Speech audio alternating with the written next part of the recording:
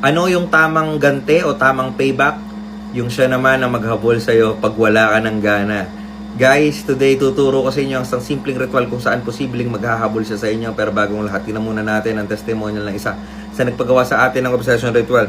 Good day sir, tandaan niyo pa po ako. Ako po yung nagpagawa ng ritual sa inyo nung nakaraan. Na-obsess na yata yung ex ko dahil sa ritual. Actually, habang nakikita ko siyang gano'n at nare-realize ko yung mga balik ginawa niya sa akin dati, nawala na rin po ako ng gana sa kanya.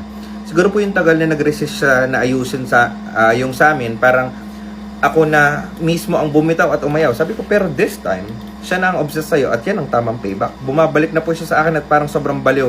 Kaso ayoko na. Natauhan yata ako sa sobrang maling-mali siya dati. Ang sad nun, pero at least nakuha mo yung ni-request mo sa akin. Thank you, sir.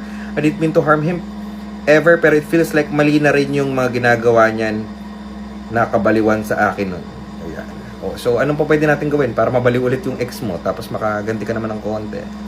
Ito mga salitang ito, ibubulong nyo lamang ng 7 ulit araw-araw at any given time sa kanyang picture at hilingin nyo po na sana siya naman na maghabol sa inyo at mabaliw sa inyo.